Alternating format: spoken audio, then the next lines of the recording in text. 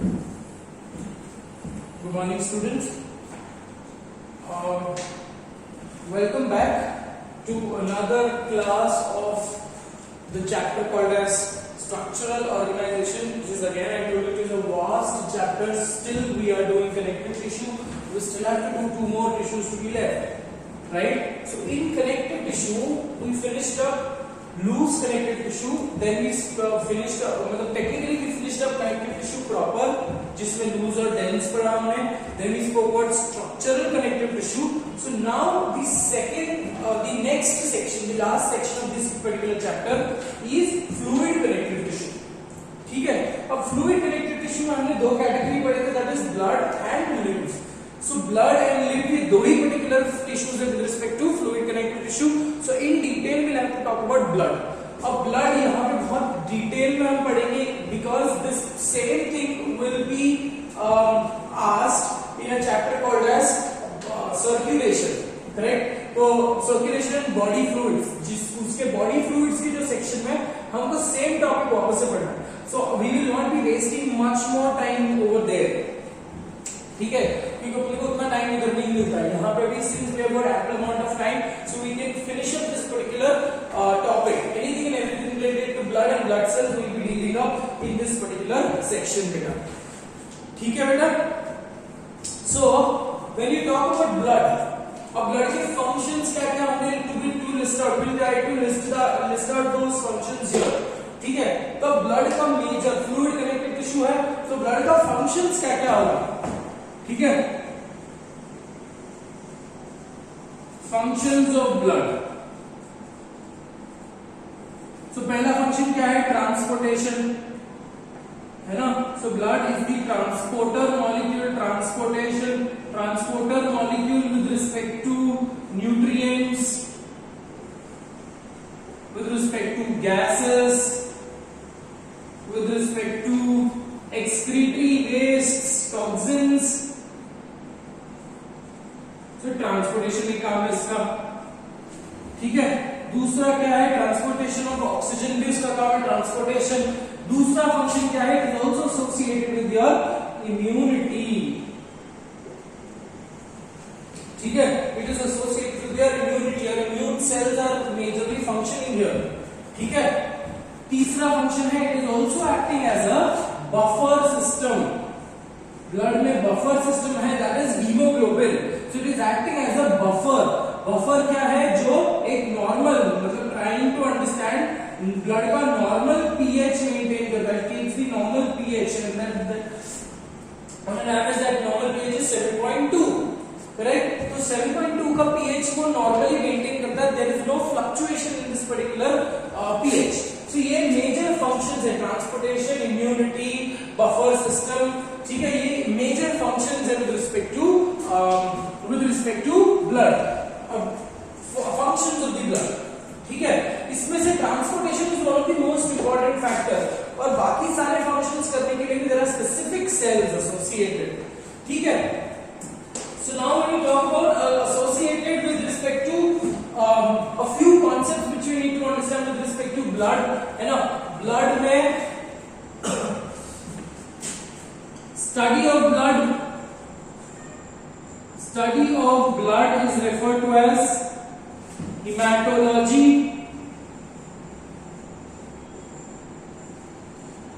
ठीक है, study of serum या blood antibodies या components of serum, that is referred to as serology. मतलब blood के सीरम में कौन से एंटीजेंस है, एंटीबॉडीज है, that is referred to as serology. उसके बाद study of blood vessels is angiology.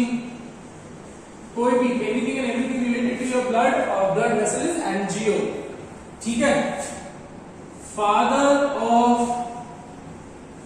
human circulatory system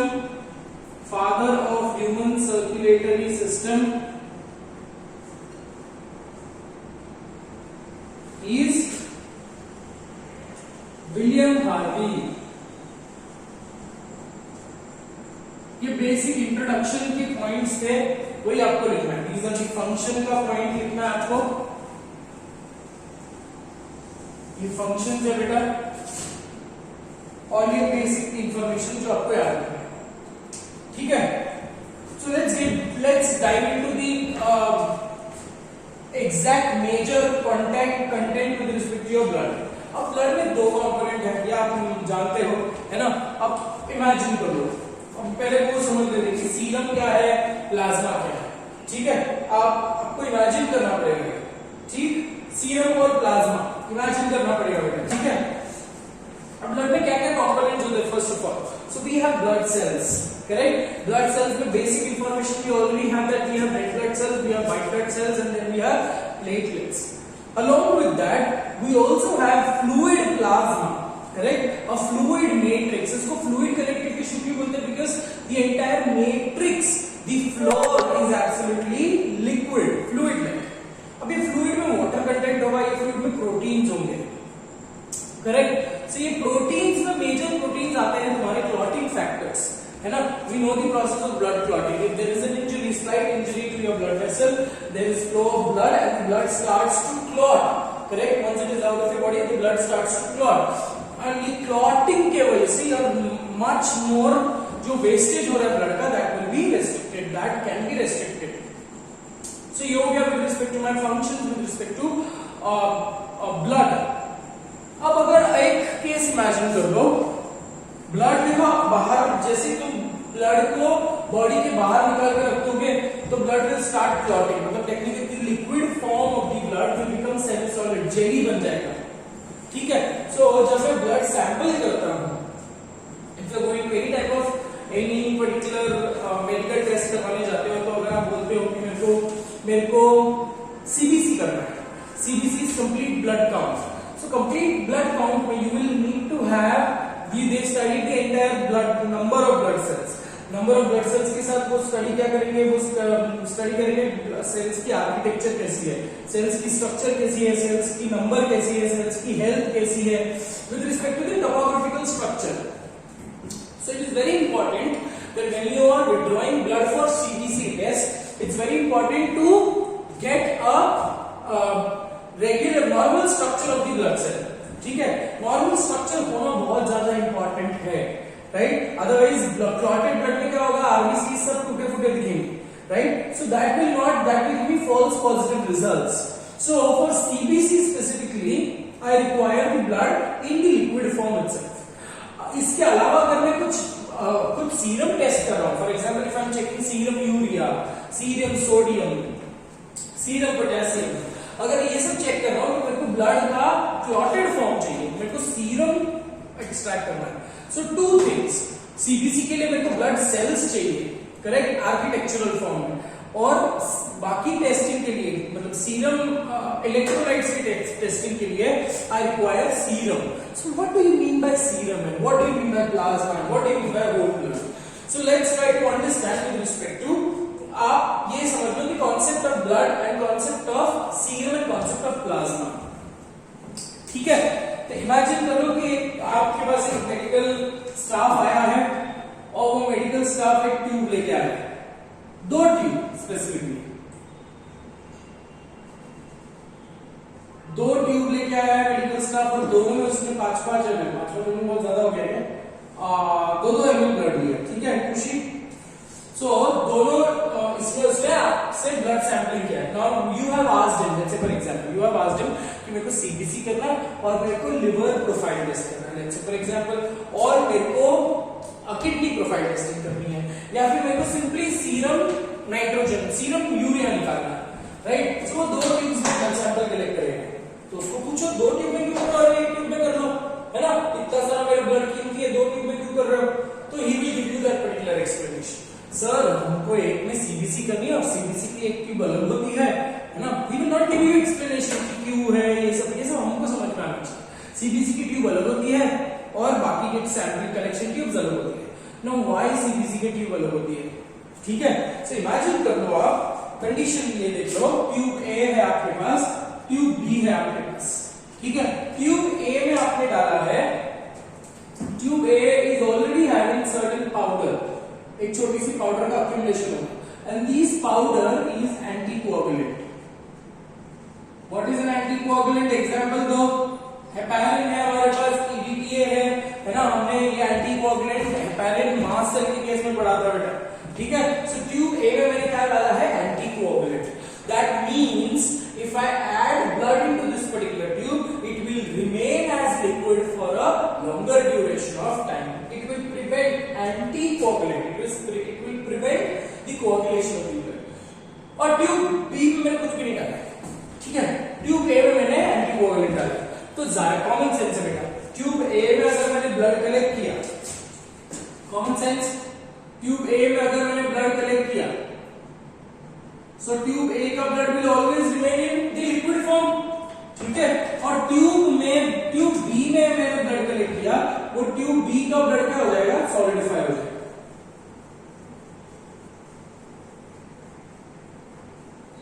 ठीक है। अब ट्यूब बी सॉलिडिफाई हो गया, मतलब टेक्निकली ट्यूब बी में जितना भी ब्लड था वो क्लॉट हो गया, ठीक।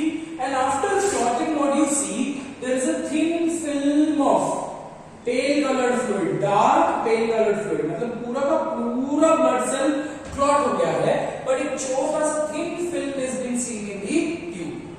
This is in tube B. Tube A में वैसे है, ट्यूब ए में पूरा का पूरा होल ब्लड है आपके पास, होल ब्लड वैसे के वैसे ही है, बट अभी आपको क्या करना है, सीबीसी करनी है, आपको ब्लड सेल सेपरेट करनी है। So what you do for separation, you subject this particular tube for centrifugation। एक मशीन में डाल दो जिसमें सेंट्रीफ्यूगल फोर्स एक्ट होता है, and because of the density, because of the weight, है ना, heavier particles will settle down.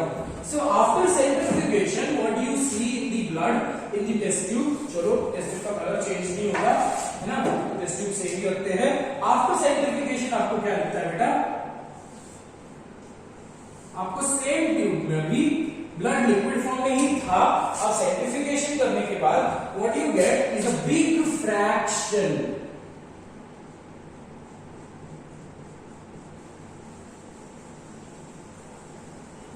Big fraction of RBC. Approximately जितने भी आपके ब्लड सेल्स है उसमें से 90% तो आरबीसी ले लेते हैं,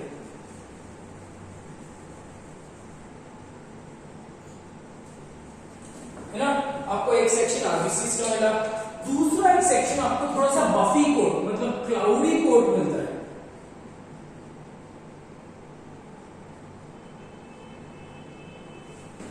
और क्लाउडी कोट के ऊपर आपको पेल कलर का फ्लूइड मिलता है। Now this pale colour fluid is lighter than this pale colour fluid. देखो समझ में आ रहा है आपको, है ना। So tube A is subjected with anticoagulant, tube A is subjected with anticoagulant and it is subjected to centrifugation. तो देयर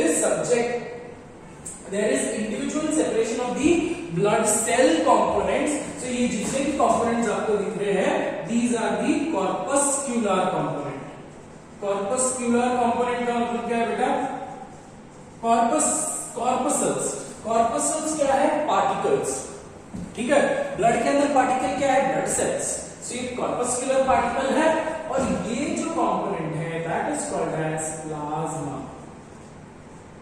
प्लाज्मा क्या है, fluid matrix. Whereas if you will see in this particular blood, this was allowed to stand still, ठीक है। इसमें आपको नीचे का जो कंपोनेंट है वो क्या है, that is clotted blood, and जो थिन फिल्म मिला है दैट इज सीरम, ठीक। अब देखो जो भी मेरे को सीरम ये निकला, मेरे को सैंपल इसका ही चाहिए, इसमें से मैं फाइंड आउट कर सकता हूं कि इतने सीरम ये amount let's say for example 0.1 ml है, तो उसके हिसाब से आई विल कैलकुलेट इसमें कितना सीरम पोटेशियम है, उसके हिसाब से I will calculate for the entire 5 litre of the blood. Normal 100 ml के लिए भी कैलकुलेट करके मैंने रिजल्ट में दे दिया, ठीक है। सो घूम फिर कर, और यहाँ पे कैसा है, अगर आरबीसी अलग सेपरेट हो गए, सो आरबीसी को कोई डैमेज नहीं हुआ है। So if you want to study RBC, अब क्या करेंगे, हम ट्यूब के थ्रू, मतलब वी विल पंक्चर ये लेयर्स के थ्रू पास होकर we will take up fractions of RBC, या फिर हम इसको प्लाज्मा सेपरेट कर देंगे। ये प्लाज्मा प्लाज्मा सेपरेट कर लेंगे और फिर बचा आपको ब्लड सेल्स। अब ब्लड सेल्स में से ऊपर का बफी कोट सेपरेट कर लेंगे। What is the buffy coat giving you information of? The buffy coat will give me information और the buffy coat will contain WBCs and platelets. The Buffy coat will contain WBCs and platelets. ठीक है? Whereas this particular large fraction will contain RBCs. So आपको ये sampling समझ में आ गया, right? Sampling में lower fraction will produce will show RBCs, उसके ऊपर वाला Buffy coat, this is Buffy coat.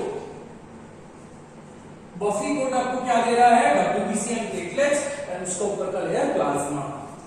ठीक है? तो एक फॉर्मूला है बेटा, है ना?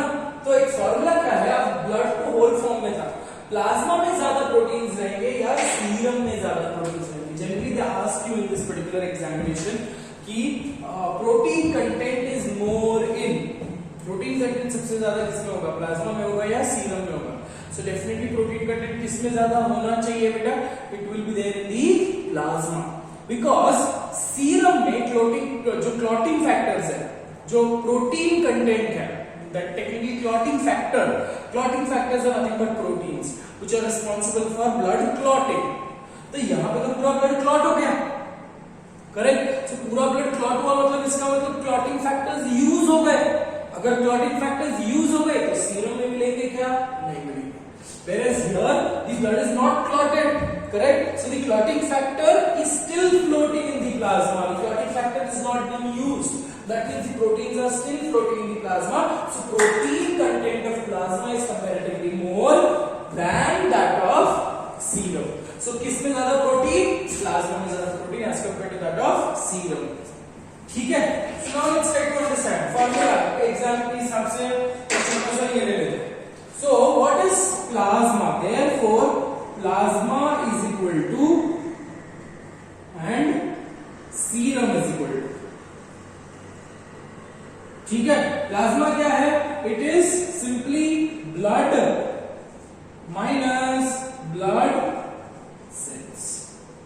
सही है? Blood minus blood cells is plasma. Blood में से blood cells निकाल लो, पूरे blood में से blood cells निकाल लो, प्लाज्मा बनेगा। What is serum? Blood minus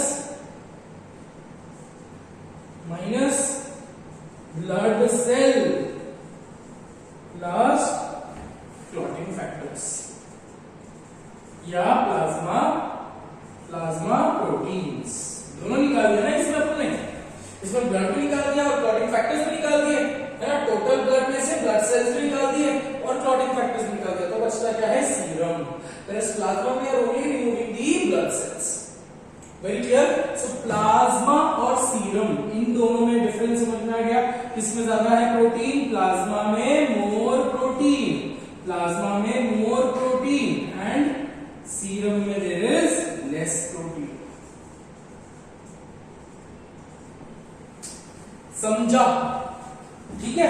So now we have to understand what is the plasma component, plasma में क्या होता है, and then we will talk about the corpuscular component. ठीक है?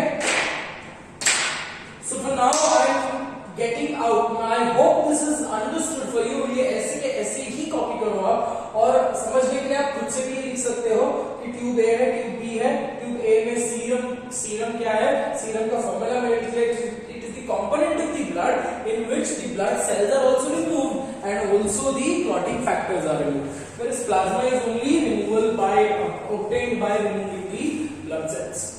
ठीक है? तो चलो मैं फ्रेम से हट जाता हूं, फटाफट पॉज कर लो और कॉपी कर सकते हो आप।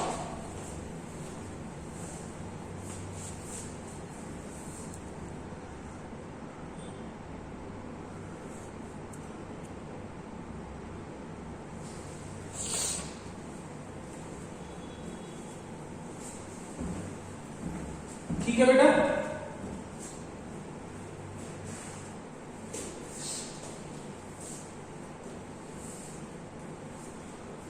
चलो, now let's try to understand the first component. Blood को हम दो सेक्शंस में पढ़ेंगे, ठीक है? पहले हम प्लाज्मा कंपोनेंट पढ़ेंगे, प्लाज्मा में प्रोटीन्स कंपोनेंट पढ़ेंगे, then we will talk about blood cell component. इस ब्लड सेल का ब्लड सेल का डायग्राम ये बनाने को, फ्लो चार्ट बनाने को, I will require the entire board.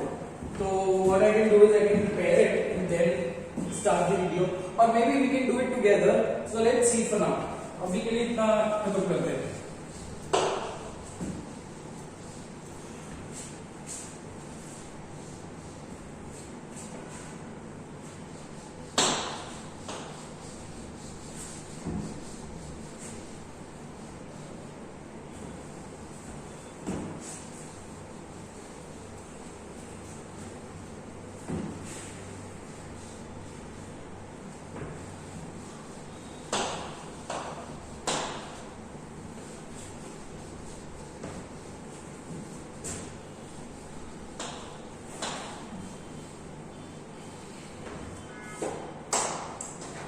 ठीक है बेटा, चलो. सो ब्लड का क्या कंपोनेंट्स बात करेंगे हम लोग. पहले will discuss the plasma component.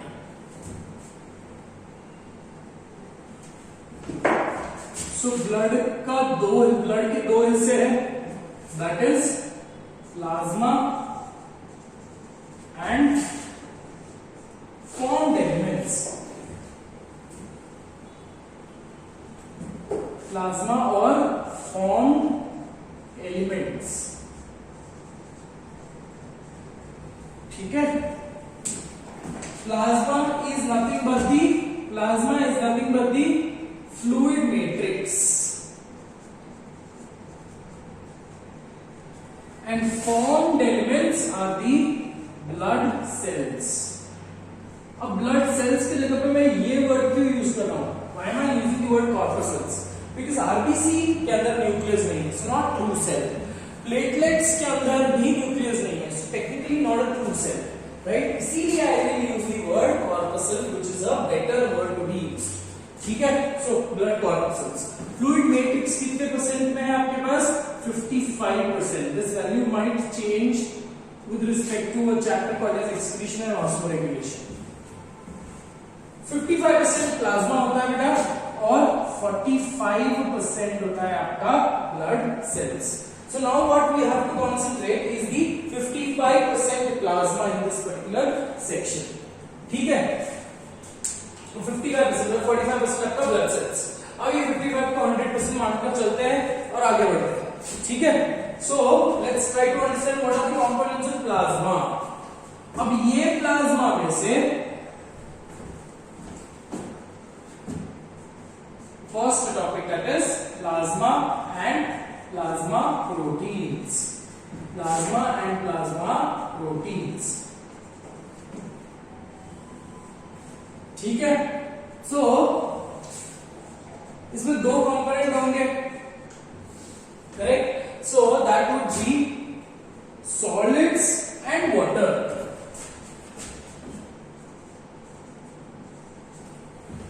Plasma में दो कंपोनेंट है, सॉलिड्स एंड वाटर.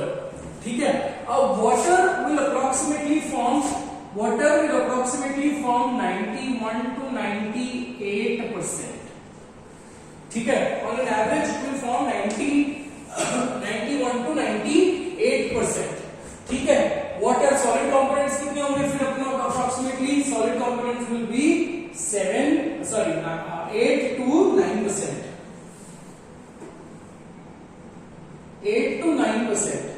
अब हमको बात करना वाटर के बारे में तो हम बात नहीं करेंगे ज्यादा. अब हमको बात करना है 8 to 9% के कॉन्टेक्स्ट में. ठीक है. सो 8 to 9% के कॉन्टेक्स्ट में you have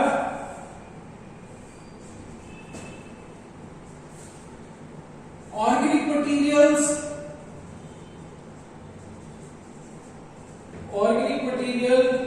and inorganic components. Inorganic components मतलब आपके वो आएंगे बेटा, सॉल्ट्स आएंगे, सोडियम, पोटेशियम, कैल्शियम, ये सब आएंगे. इनऑर्गेनिक कंपोनेंट्स और materials. Inorganic materials basically form 1% and they include electrolytes. ठीक है. Organic materials they constitute 7%. ठीक है. और 7% and 1% on that particular matter. ठीक है, अब ऑर्गेनिक मटेरियल को हम बात करना है. ऑर्गेनिक मटेरियल में you have something called as plasma proteins. So organic materials and inorganic materials में 7% और ये 7% क्या है बेटा? ये 7% है प्लाज्मा प्रोटीन्स. ठीक है, so these plasma proteins are further, these plasma proteins are further of 3 types. ठीक है, so you have आपके 3 principal plasma proteins कौन से हैं? You have albumin, you have globulin, and you have fibrinogen. Albumin, globulin and fibrinogen. ठीक है, अब albumin approximately it basically forms 4.4%. ठीक है, albumin forms 4.4%, globulin forms 2.3%, and fibrinogen forms 0.7%, 0.3%.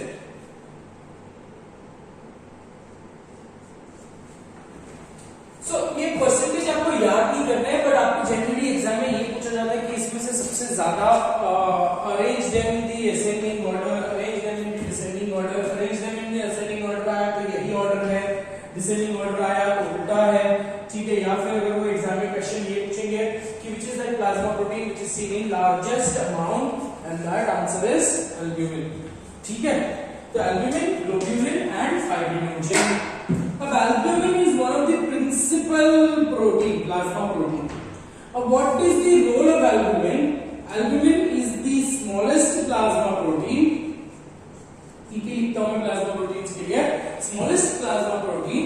And what is the role of albumin? It maintains a osmotic potential. Maintains osmotic potential. Also उसका function ये है, it also maintains blood colloidal osmotic pressure.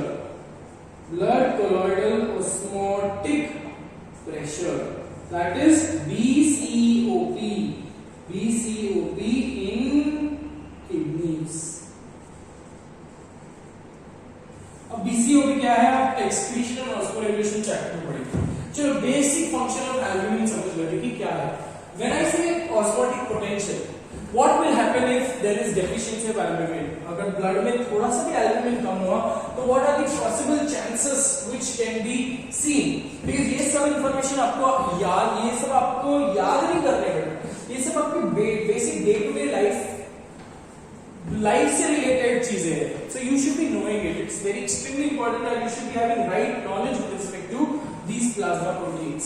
ठीक है, अब albumin का rich content आपको मिलता है from egg, but still albumin की डेफिशिएंसी अगर हो गई तो क्या क्या कंडीशन है? तो हमने पहला लिखा स्मॉलेस्ट प्लाज्मा प्रोटीन, दूसरा लिखा है it maintains osmotic potential of the blood. ठीक है, so when I say osmotic potential of the blood, what does this mean? Correct, osmotic potential of the blood का मतलब क्या है? So I hope everyone is aware with the terminologies with respect to hypertonic and hypotonic. Hypotonic में क्या ज्यादा होता है? Solute ज्यादा, सॉल्वेंट कम. मतलब अगर एक सॉल्ट सॉल्यूशन है जिसमें 2 चम्मच जो बहुत ज्यादा सॉल्टी है, दैट इज हाइपरटोनिक. क्यों? उसमें सॉल्ट कंटेंट ज्यादा है, कंसंट्रेशन ऑफ सॉल्ट ज्यादा है. What is hypotonic? Which is least salty, जिसमें सॉल्ट का कंसंट्रेशन ही नहीं है, टोनिसिटी ही नहीं है. ठीक है, सो एल्ब्यूमिन क्या करके रखता है? एल्ब्यूमिन ऑस्मोटिक पोटेंशियल मतलब ब्लड को हाइपरटोनिक बनाकर रखता है. Because osmosis takes place in which direction? Osmosis takes place from hypotonic to hypertonic solution. From hypo to hypertonic solution. Where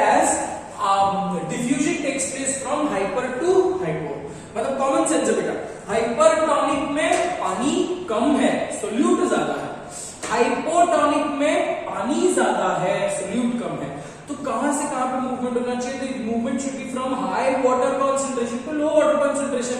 high water concentration मतलब इसमें सोल्यूट कम, लो वाटर कंसंट्रेशन मतलब इसमें सोल्यूट ज्यादा बट वाटर कम। तो movement कैसे होनी चाहिए? Hyper to hyper, correct? Movement of the water should be hyper to hyper. Now let's try to understand the role of albumin here. Imagine करो, इधर खराब कर रहा हूँ थोड़ा सा बोर्ड, ठीक है? Imagine करो we are talking about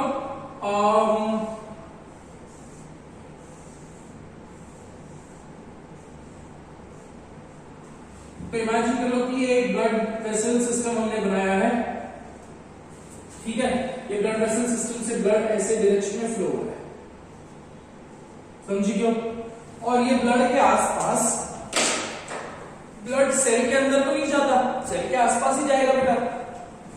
तो ये ब्लड वेसल सिस्टम जो है that is near the tissues, मतलब it is in the tissues. ऐसे बहुत सारे नेबरिंग सेल्स होंगे बेटा,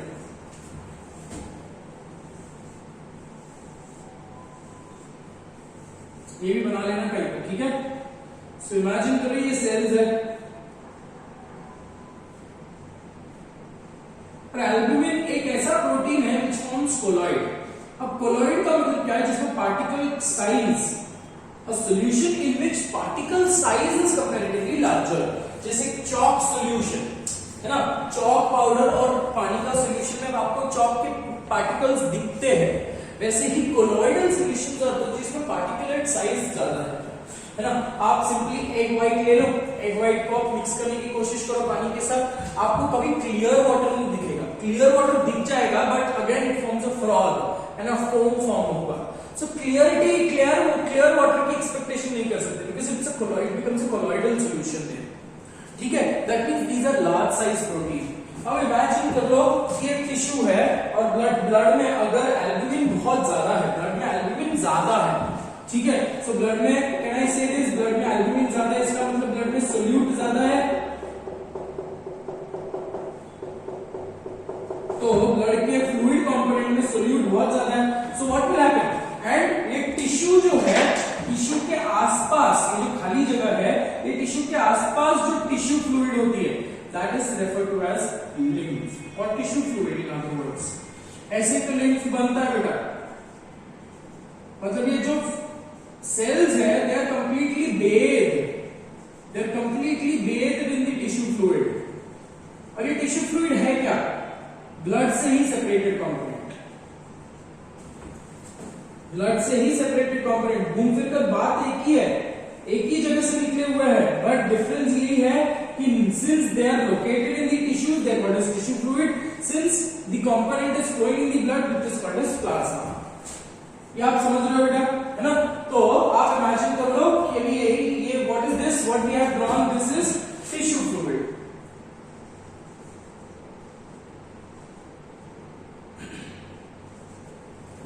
टिश्यू फ्लूइड को इमेजिन करने के लिए बेसिकली वो आपने वो देखा है बॉटल्स में ये होती है क्या, ऑलिव्स, है ना?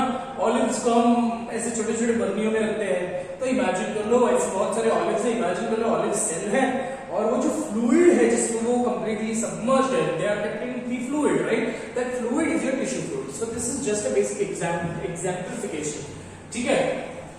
तो इमेजिन कर लो, ये सब चीजें इमेजिन कर लिया आपने, कम बैक। सो आपके ब्लड में बहुत ज्यादा क्या है? एल्बुमिन है। क्या है ये? एल्बुमिन। सो कैन आई से इन दिस पर्टिकुलर कॉन्टेक्स्ट ब्लड में बहुत ज्यादा एल्बुमिन है, इसका मतलब ब्लड क्या है? ब्लड हाइपरटोनिक है, करेक्ट? ब्लड हाइपरटोनिक है। सो स्पेसिफिकली ब्लड में से fluid will not gate exchanged, ठीक है? Fluid will not gate exchanged, whereas tissue fluid में इतना सारा प्रोटीन नहीं होगा because ये लार्ज साइज प्रोटीन्स है, they don't escape from the blood, from the capillaries। ये क्या आपने बनाया? ये कैपिलरी नेटवर्क बनाया, करेक्ट? सो बोलने का मतलब क्या है कि ब्लड में हाइपरटोनिक सॉल्यूशन है, मतलब ब्लड में प्रोटीन ज्यादा होने की वजह से ब्लड हैज बिकम हाइपरटोनिक, और the tissue fluid is hypotonic because they have less amount of protein. So जो भी टिश्यू फ्लूइड बना है दैट विल अगेन, जो भी टिश्यू फ्लूइड जमा हुआ है that will again get back into the blood. तो क्या होगा? अगर टिश्यू फ्लूइड का अमाउंट बहुत ज्यादा बढ़ गया तो what will happen? The tissue है, टिश्यू के आसपास फ्लूइड बहुत बढ़ गया, तो क्या हो सकता है, सूजन हो सकता है ना, फ्लूइड फील्ड स्वेलिंग आ सकती है throughout the body, right. So that is being prevented by your albumin. Now what will happen, ये कंडीशन है. सो टिश्यू फ्लूइड में से फ्लूइड मूवमेंट कौन से डायरेक्शन में होगा, it will be from outside to inside the blood vessel. Now imagine कर लो कि प्रोटीन्स का कंटेंट जो है कम हो गया है. ये प्रोटीन्स का कंटेंट क्या हो गया बेटा, पहले बहुत ज्यादा था, अब प्रोटीन का कंटेंट बहुत कम हो गया.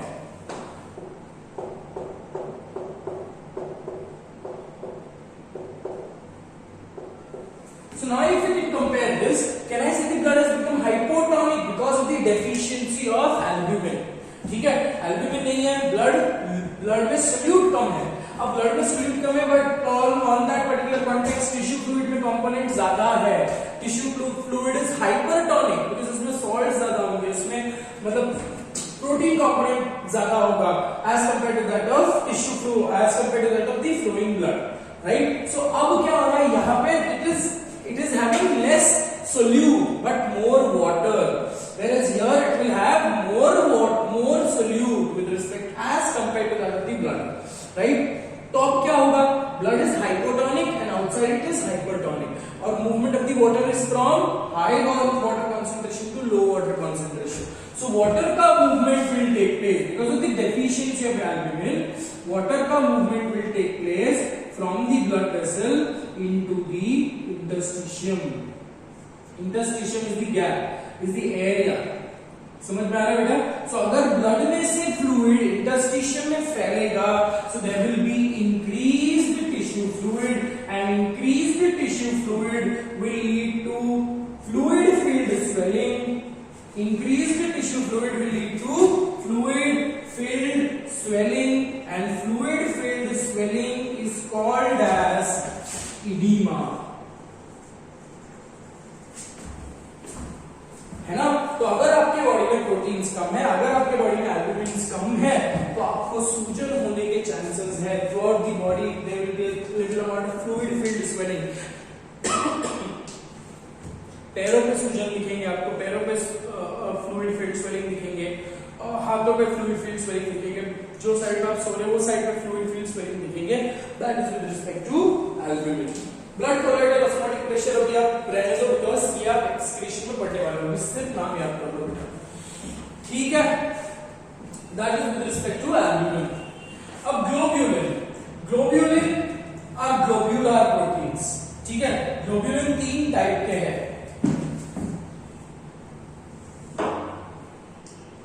Alpha globulins, beta globulins and gamma globulins. ठीक है, अल्फा ग्लोब्यूलिन्स का एग्जाम्पल है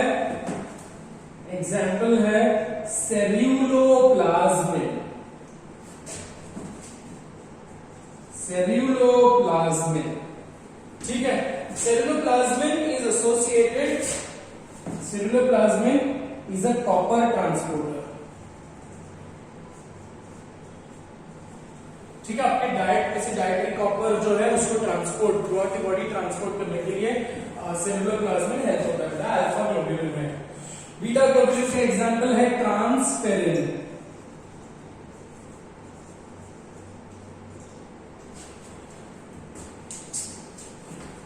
बीटा ग्लोब्यूलिन का एग्जांपल क्या है, transferrin. Transferrin is a ion transporter, है ना. देखो ये सब प्रोटीन्स कहां पे बन रहे हैं, all these proteins except for immunoglobulins, except for gamma globulins, बाकी सारे प्रोटीन्स लिवर में बने हुए हैं except for gamma globulins. ठीक है, ट्रांसफेरिन जो है ये भी लिवर में बनता है, बट ट्रांसफेरिन का मेजर काम क्या है, आयन को ट्रांसपोर्ट करना. और आयन कहां पे चाहिए आपको, हीमोग्लोबिन में चाहिए. हीमोग्लोबिन आरबीसी पे काम पे लगता है, आरबीसी कहां पे बनते हैं, बोन मैरो में चाहिए. सो अल्टीमेटली, और आयन कहां से मिलता है, डाइट से मिलता है. तो घूम फिर कर बात क्या है, आपका transferrin which is produced by your liver, आपके डाइट में से मिलता है आपको आयन. ये जो ट्रांसफेरिन है it is just like a shuttle, बस ये बस है जिसके ऊपर आयन बैठा, और these ions are transported to your bone marrow for active blood cell formation. समझा? वैसे ही कॉपर का ही ऐसी रोल है, copper is associated with your brain, copper is also associated with your liver, है ना। There is a disease called as Wilson's disease, जो copper के metabolism too much accumulation of copper की वजह से होता है, ठीक है। Transferrin, again talking about transferrin, what is the role of transferrin? It transfers your iron from the liver to the bone marrow, ठीक है। so ट्रांसफरेंस क्या है? it is a Fe transporter, iron transporter,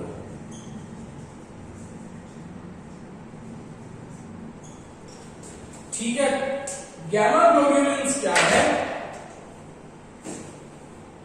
gamma ग्लोब्यूलिन्स are इम्यूनोग्लोब्यूलिन्स,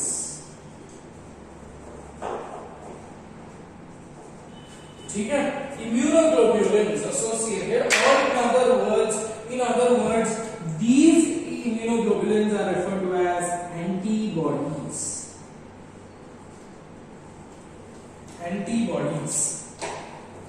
ठीक है। ये हो गया। अब लास्ट प्रोटीन जो हमारा बचता है which is C, fibrinogen, and fibrinogen is the blood clotting protein, and this is also referred to as the factor 1. factor 1 को हम ऐसे नहीं लिखते, factor 1 को हम रोमन नंबर में लिखते हैं। so therefore it is a blood clotting protein. It is this fibrinogen which gets converted into fibrin, and fibrin का मेशोन बनता है, so it's a blood clotting protein, ठीक है। आपके एग्जाम में क्वेश्चंस इसकी कॉन्टेक्स्ट में आएंगे, ठीक है। Alpha, beta, gamma, I told you one particular statement, all the plasma protein, जितने भी आपको बोर्ड पे प्लाज्मा प्रोटीन्स दिख रहे हैं सारे कौन बनाएगा? लिवर। अगेन सारे कौन बनाएगा? Liver, but there is an exception, सारे except for this, all the proteins except for gamma globulins are made by your liver. क्यों gamma globulin liver क्यों नहीं बना सकता? Because gamma globulin बनाता है B plasma cells, ना B lymphocyte का B plasma cell makes up gamma globulins, ठीक है। So I'm getting out of the frame, please copy this much.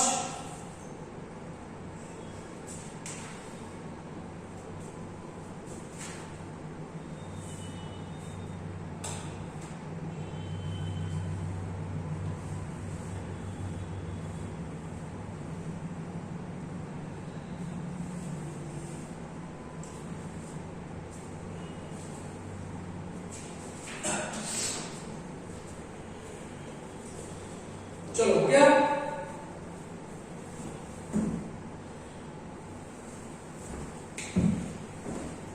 Alright, so now plasma हो गया है। Now we have to talk about the blood cells. Blood cells का flowchart बना लेते हैं हम आज के लिए, then we will discuss RBCs, क्योंकि आरबीसीज भी एक्सटेंडेड टॉपिक के लिए करना है, आरबीसी, डब्ल्यूबीसी, प्लेटलेट्स, ठीक है बेटा।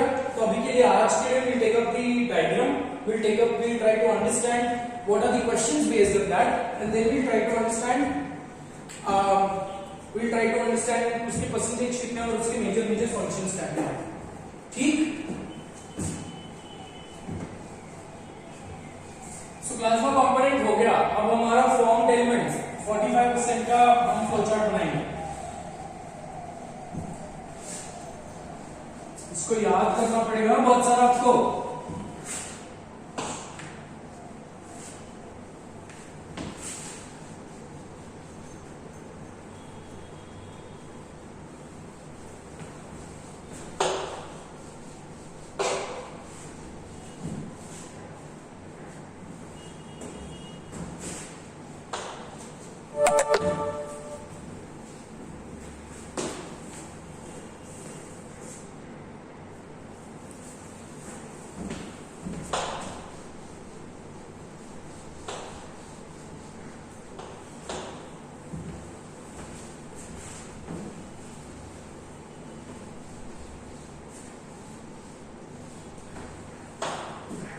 Okay,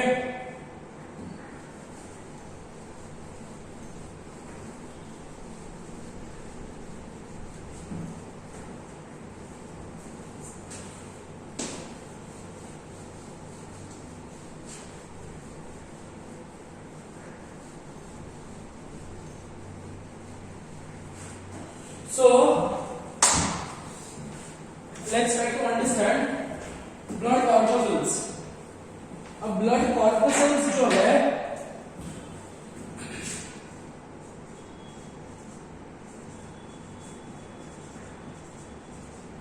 blood corpuscles are majorly of three types.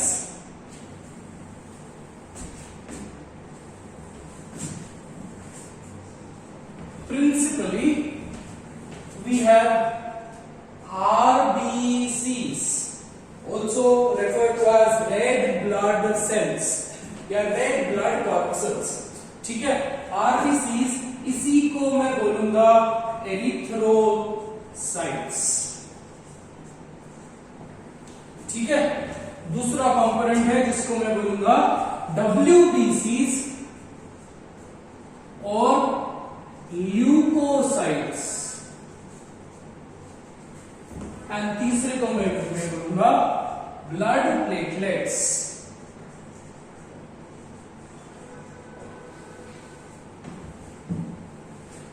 Blood platelets, ठीक है। एरिथ्रो का मतलब क्या है? रेड। साइट का मतलब क्या बेटा? Cells. Similarly leuco refers to leuco, कहीं पे भी आपने वर्ड ल्यूको सुना, that means it is white. ठीक, अब आरबीसीज, डब्ल्यूबीसीज and platelets, if you talk about the number, approximate number अगर मैं बात करूं, सो डब्ल्यूबीसीज आरबीसीज का नंबर कितना है? Approximately 5.1 to 5.8 million for 100 ml, decilitre और 100 ml of blood। so ये आरबीसीज का रिक्वायरमेंट, आरबीसीज इतने होते हैं 100 ml ब्लड में 5.1 to 5.8 मिलियन। डब्ल्यूबीसीज कितने होते हैं on an average? 10,000 cells per 100 ml of blood और per डेसीलीटर। प्लेटलेट्स कितने हैं आपके पास? 1.5 to 2.5 cells, 1.5 to 2.5 lakh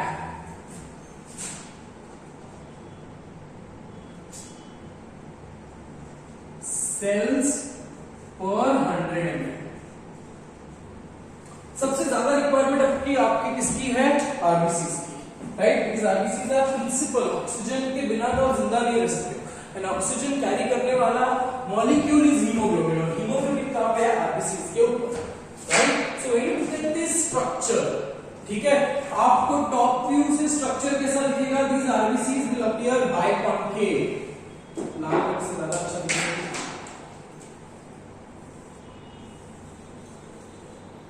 So they are biconcave, मतलब टेक्निकली दो ऐसे मस्त ऐसा पिज्जा है, पिज्जा का रोटी है, ऊपर से मुक्का बना, नीचे से भी मुक्का बना। तो how would you see a flat surface having a depression on both the sides, right? So it is biconcave।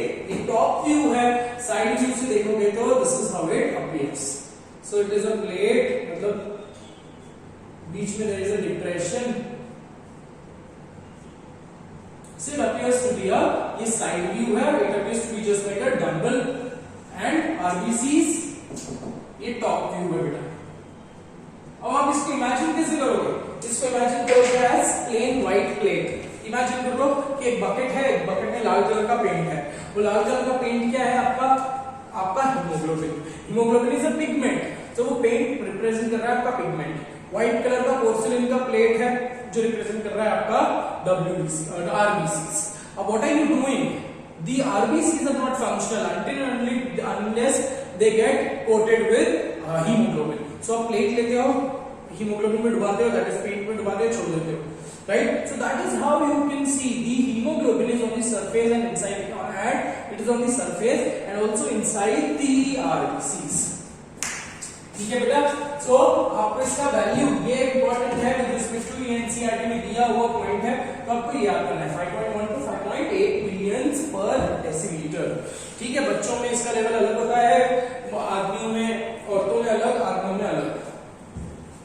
ठीक है, इसका भी रीजन है, will talk about that.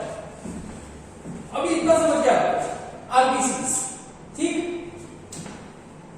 RBCs में कोई न्यूक्लियस नहीं है, विल टॉक अबाउट आरबीसीज को डिटेल में पढ़ना है, ठीक है?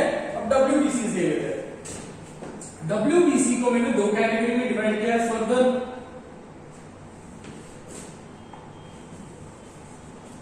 ठीक है, सो WBCs are further divided as granulocytes and agranulocytes।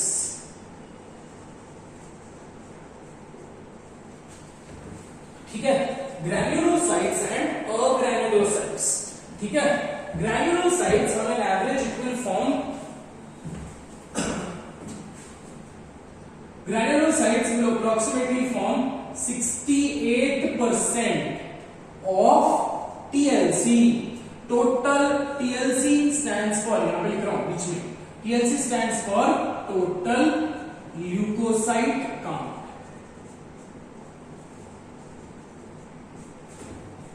ठीक है, 68 मतलब 100% अगर ल्यूकोसाइट कंसीडर कर रहा हूं, ग्रैन्युलोसाइट मेक्स अप 68%। ठीक है, 68%। Agranulocyte will make up 32% of TLC, total leukocyte count। ठीक है, अब ग्रैन्युलोसाइट का मतलब क्या है? Presence of granules. एंड यहां पे इट इज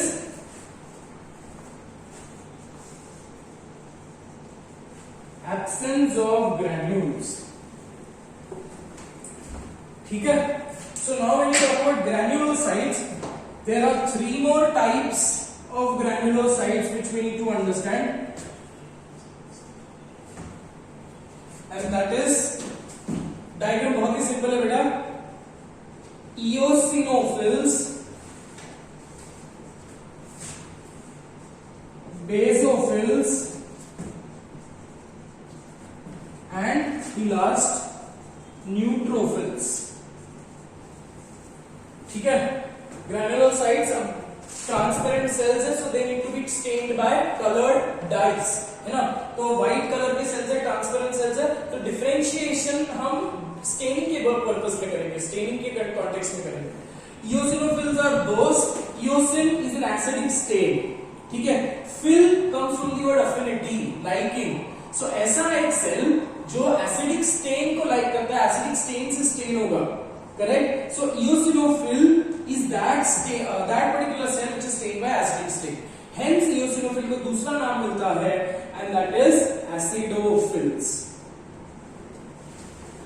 ठीक है, basophils are basic stains, they are stained by the basic dyes, and neutrophils वो है जो दोनों स्टेन, एसिडिक स्टेन से भी स्टेन हो जाएंगे, बेसिक स्टेन से भी स्टेन हो जाएंगे। ठीक है बेटा, तो eosinophil का अगर मैं एक रफ डायग्राम बनाऊं तो this is how it appears, because diagram आपको एग्जाम में डायग्राम पूछा जाता है और आपको वो आइडेंटिफिकेशन के लिए पूछा जाएगा कि कौन सा टाइप का सेल है। ठीक है, और न्यूक्लियस से हम आइडेंटिफाई करेंगे कि कौन सा टाइप का सेल है।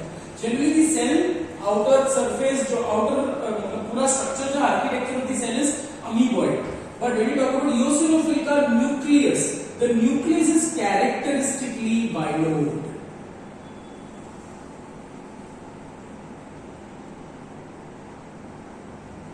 The nucleus is characteristically bilobed। इसे दो लोब्स के न्यूक्लियस दिखेंगे।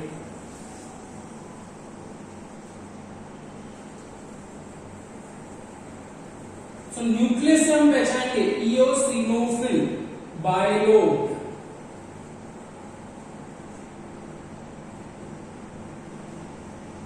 ठीक है, और इसमें there will be presence of granules।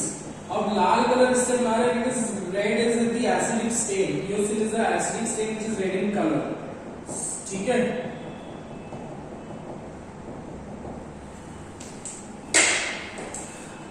so bilobed nucleus,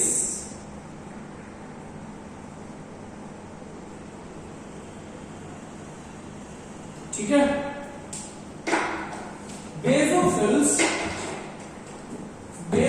आपको वैसे ही अमीबॉइड शेप का उसका ये होगा, and the nucleus will B characteristically S shape.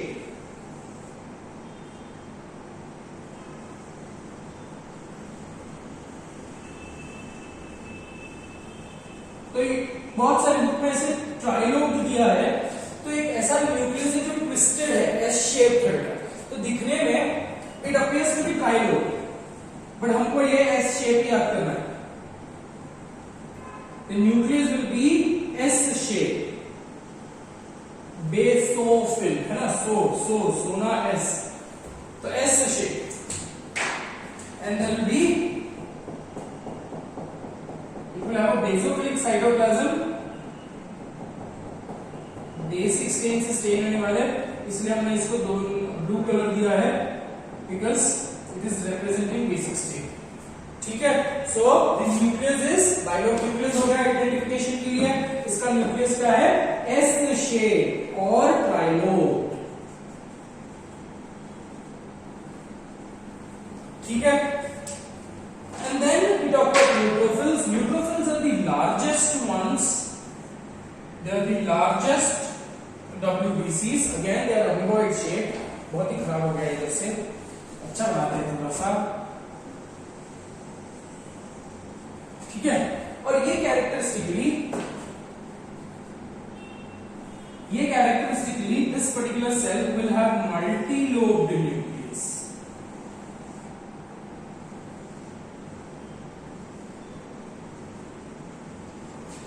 Multilobe का मतलब 3 भी हो सकते हैं, 4 भी हो सकते हैं, 5 भी हो सकते हैं, है ना।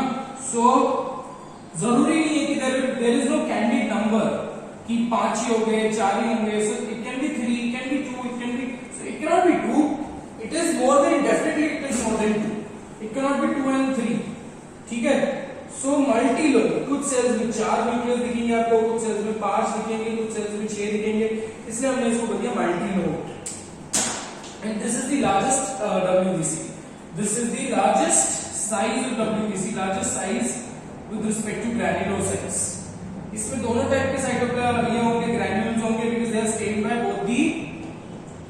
both the type of states.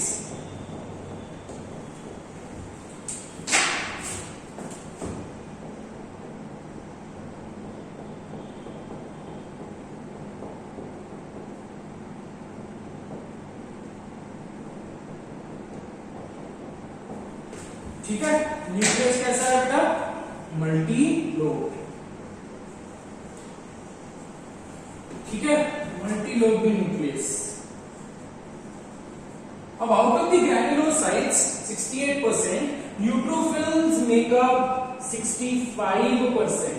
अब ये परसेंटेज में आपको क्वेश्चंस कैसे आएंगे कि सबसे ज्यादा सेल और सबसे ज्यादा नंबर पे कौन सा है, arrange them in increasing order, तो सबसे ज्यादा कौन सा, न्यूट्रोफिल्स, उसके बाद कौन सा है, इओसिनोफिल्स, अप्रॉक्सीमेटली 1 to 2%। ठीक है, 1 to 2%। ठीक है, तो 67 तो approximately 0.5 to 1% of total WBC, total TLC। Okay बेटा, टोटल TLC 68 है, 68 का 65% ये ले क्या, ठीक है, 1 to 2% ये ले गया और 1% अपन इसके लिए रखते हैं। ठीक है, basophils. So on an average when you talk about the increasing number, सबसे ज्यादा न्यूट्रोफिल्स है, उसके बाद इओसिनोफिल्स है, फिर बेसोफिल्स है। ठीक है, तीनों का अलग अलग functioning, we talk about the function, we will not talk about the function right now, we will do it in the next class. ठीक, खत्म करते हैं अग्रैन्युलोसाइट्स। अग्रैन्युलोसाइट्स में ग्रैन्यूल्स नहीं है, अग्रैन्युलोसाइट्स are further divided under 2 sections, 2 types. They are monocytes and lymphocytes.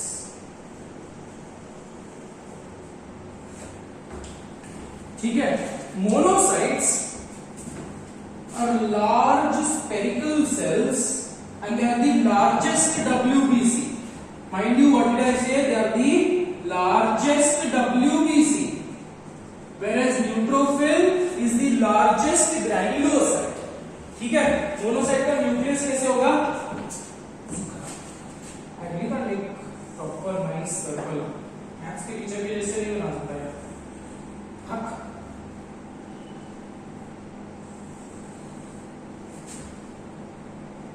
Please ma'am देखो, circle ही है, मान के चलो, नीचे नहीं पढ़ा रहा हूं मैं आपको। तो दिस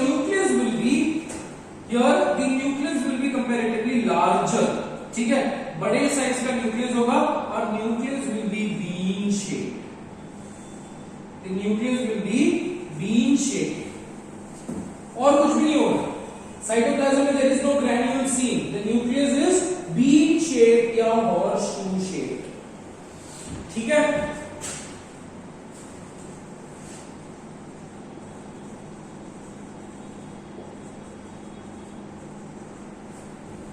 तो 32% में से मोनोसाइट आता है approximately 6% of total WBC count, ठीक है।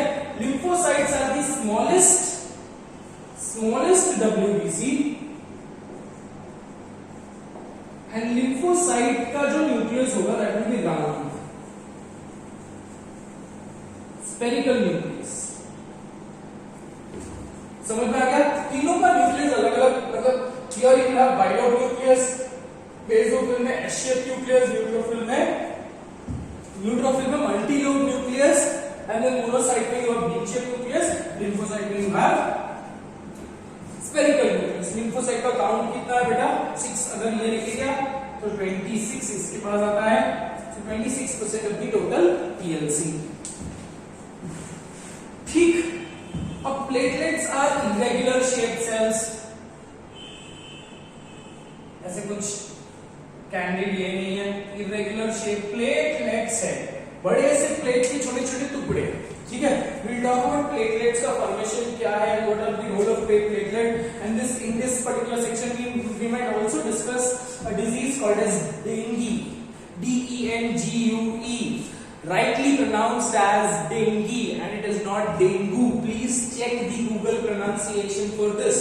The entire India, the entire Amravati, where entire world, not the entire world, there are people who pronounce it rightly and it's very important to pronounce correctly, right? So dengue, DENGUE is dengue, U is silent there, ठीक है। Correct pronunciation वो है, Google में check करो। और dengue में platelets कम क्यों होते हैं, we will talk about that in the next class, ठीक है बेटा। So for now that is all for today, we will wind up our session for now. Take care of yourself, God bless you and keep yourself healthy, strong and keep style. God bless you, take care of yourself.